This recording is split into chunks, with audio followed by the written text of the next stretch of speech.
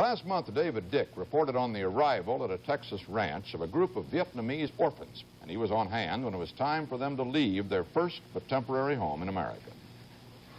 The last night at the Touch Ranch was a time to go down to the lake to watch the sunset.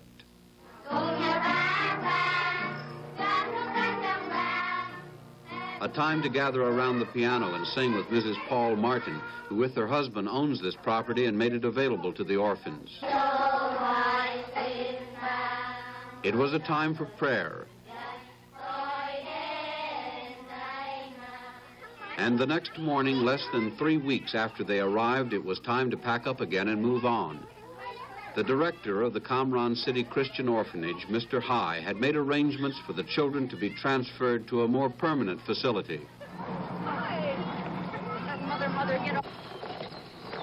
Life had been pleasant at the ranch, and the children were leaving reluctantly.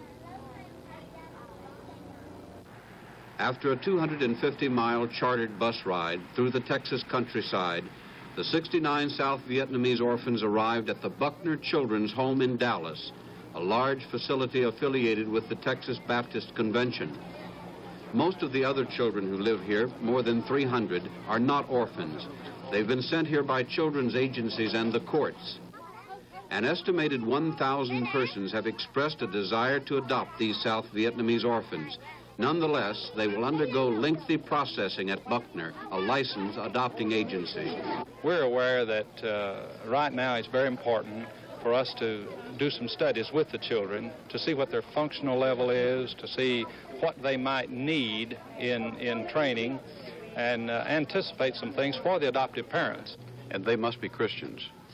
Yes, we would feel that this is the thing that Mr. High has brought these children out of. It is his insistence, and certainly Christian values to us are stabilizing in the lives of people and in families, and this would be one of the criteria that we would use.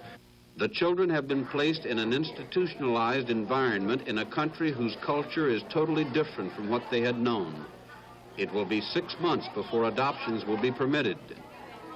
Before there are any adoptions, prospective parents will have to pass strict religious, economic, and social tests.